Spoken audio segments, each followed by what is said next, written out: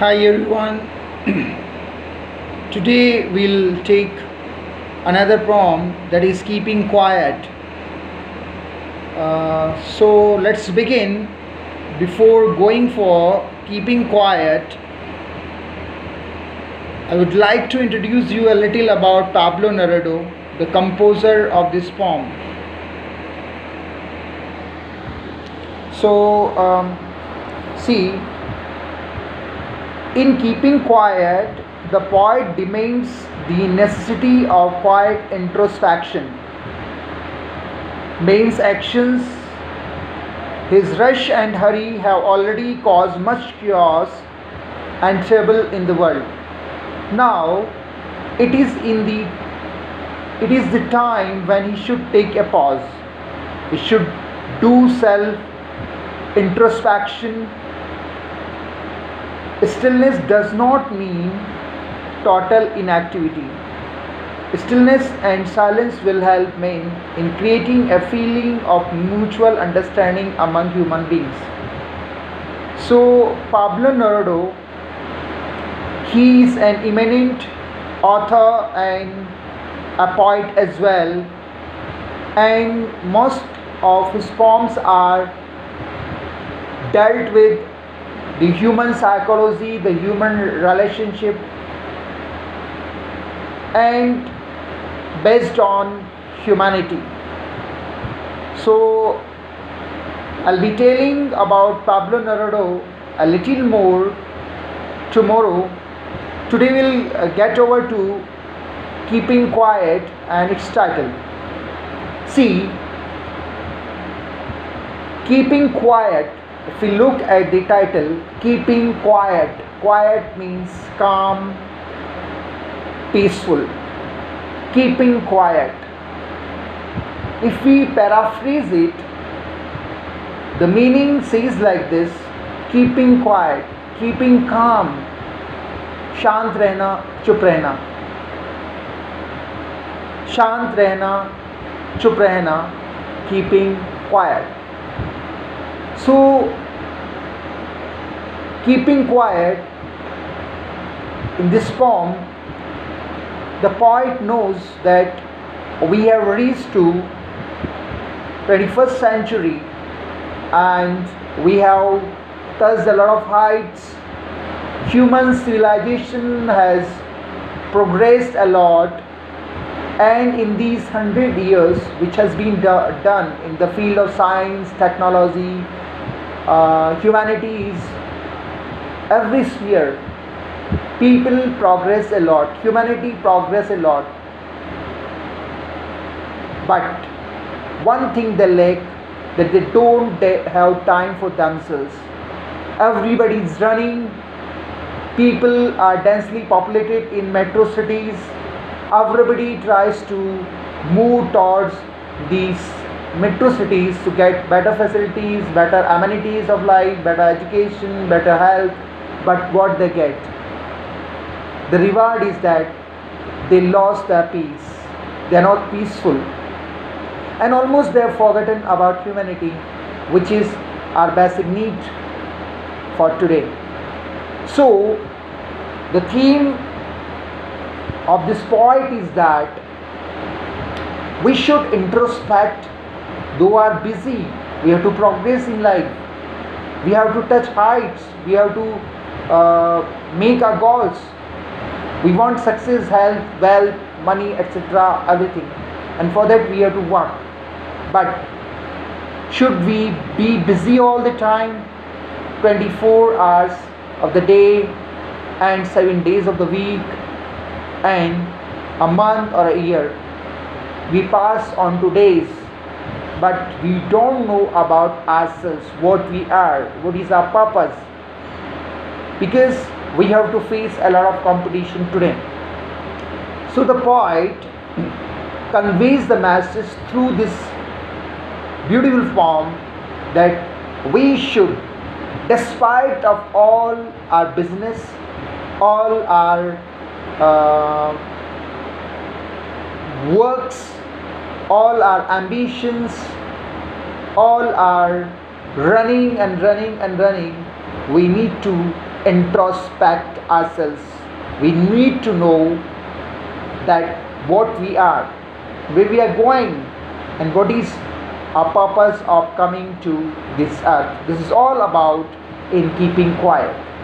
So let's begin this poem. I'll be going. You must be having you must be having the books in your hands while you're reading and while listening to this video. So let's begin with stanza 1. It goes like this.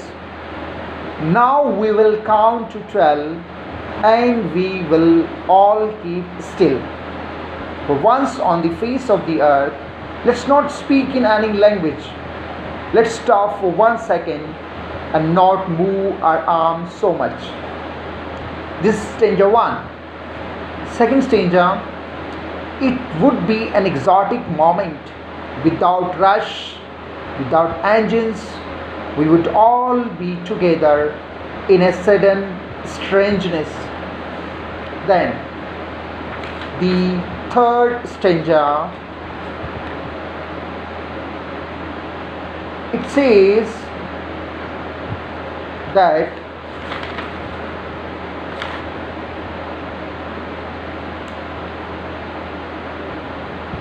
those who prepared green was with gas, was with fire, victory with no survivors, would put on clean clothes and walk about with their brothers in the shade doing nothing. Next, what I want should not be confused with total inactivity. Life is what it is about. I want no truck with that. If we were not so single-minded about keeping our lives moving and for once could do nothing, perhaps a huge silence might interrupt this sadness of never understanding ourselves and of threatening ourselves with death. Next, perhaps the earth can teach us, as when everything seems dead and let us pause to be alive. Now I'll count up to 12 and you keep quiet and I will go.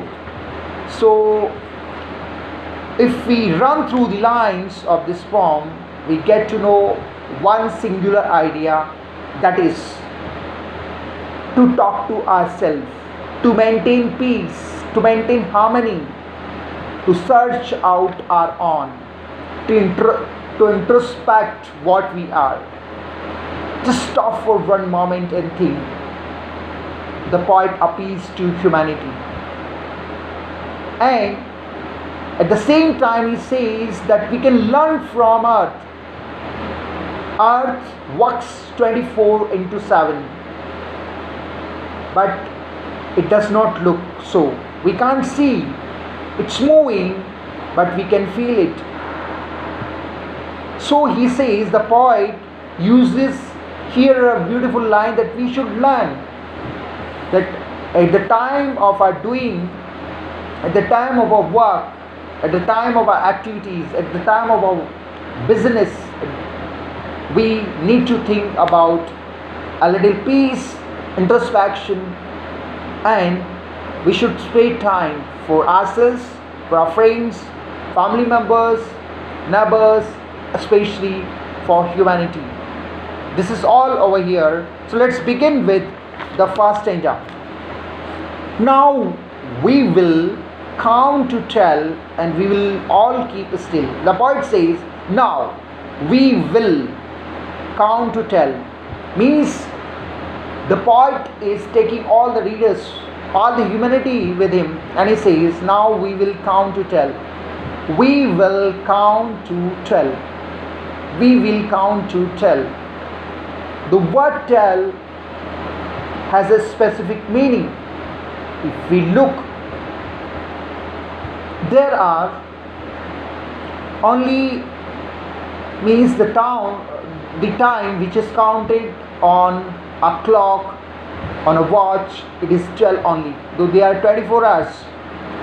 So the 12 words suggest that we are bound with time. each and everything from morning to evening, from the rising sun to the stars at night. We are busy with our work and we are bound to time. We cannot stay without time, we cannot stay without watches, we cannot stay without clocks. Now we will count to 12 and we will all keep still. The poet appeals to the people. Now we will count to 12. We will count to 12 and we all keep still. Means we will be counting to 12. If we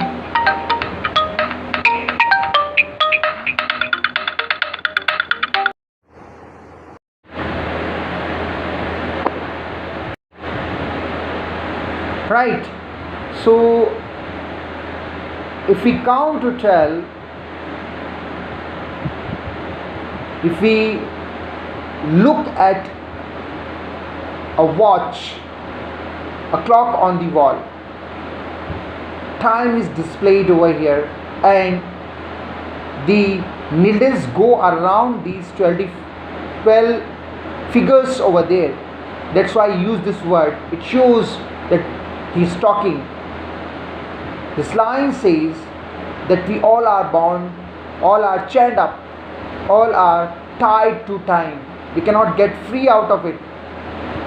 Next he says, for once on the face of the earth, let's not speak in any language. The poet appeals to the people for once on the face of the earth. He could have said on the for once on the earth, but he says on the face of the earth. That is the beauty of the line.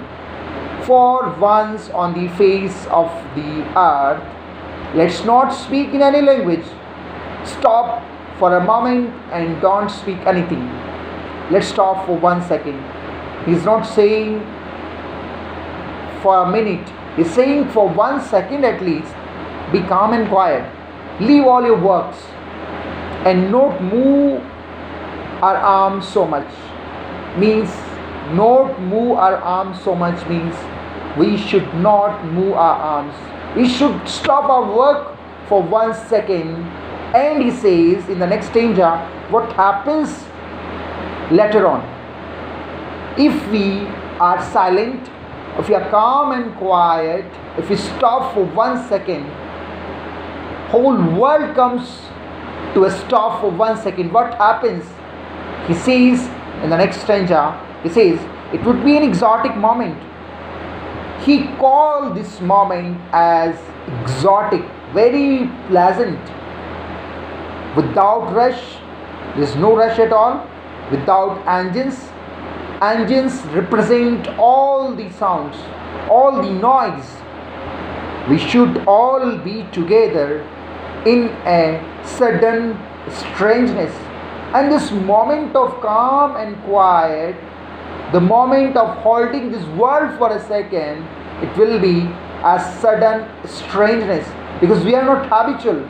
We are habitual of sound, we are habitual of noise, we are habitual of human company. We cannot stay for a long time in a room alone. We need company of people, we need company of gadgets, and our dependency is increasing day by day. That's why the poet intervenes over here and urges and appeals to the humanity, at least for 1 second, stop all your activities and introspect inside.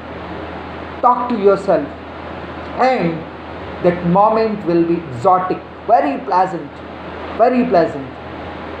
Next, in the third stanza, he says, fishermen in the cold sea would not harm whales, and the maid gathering salt would look at his hurt hands. What a beautiful rhyme scheme, and the beautiful words over here. He says, fishermen in the cold sea would not harm whales. He says, for our own selfish aims. We kill animals. We kill animals. Here, through the symbol of fishes, whales, the poet wants to convey, For our selfish ends, we kill animals. Stop it. Exist in harmony. Fishermen in the cold sea would not harm whales. For 1 second, stop killing animals. Stop killing fishes in the sea. And the man gathering salt would look at his hurt hands. And the man who gathers salt over there from the sea, he should look at his hurt hands. People are that much busy. He takes the example of a person, a man who gathers salt. If he does not gather salt, he will go hungry. He cannot fill his stomach. He cannot run his family. But for that he has to burn. He has to hurt his hands. He has to hurt his hands. So this is a contradiction between the situations. But despite the wounds on the hands, he has to work. We work day and night. We work day and night to earn, to supply our needs. But at the same time, here it says that we have to hurt ourselves. We hurt ourselves. We hurt our loved ones as well. At the cost of our health, at the cost of our peace, at the cost of our calm and quiet, we have to earn money. We have to sacrifice to get money. It is proved by here, by taking the example of the man who works at the sea coast. He gathers salt, but he never thinks about the wounds he will be getting. His basic need is to earn money. That is much more important than hurting hands. So here he says, just for 1 second, think about yourself. Think about yourself. Stop for a moment and introspect that what you are. Be calm and quiet. Next he says,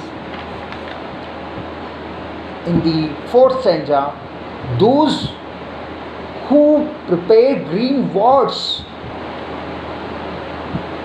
with gaze, words with fire, victory with no survivors, would put on clean clothes and walk about with their brothers in the shade, doing nothing. He says, those who prepare green words. We prepare green words. What does it mean, green words? We harm environment, and that is green war. We cut trees. So altogether, what does he want to convey? He appeals the humanity to number 1, in the first thing he says, calm and quiet. Number 2, we should not harm the animals. Number 3, we should not harm environment. For our progress, for our advancement, for our prosperity, for our well-beings, we are exhausting this nature, animals as well as the environment. But we are not giving anything. We are not thinking about them. He says that we have become selfish. We don't have time for ourselves. We don't have time for environment. We don't have time for our fellow beings, our fellow coexist,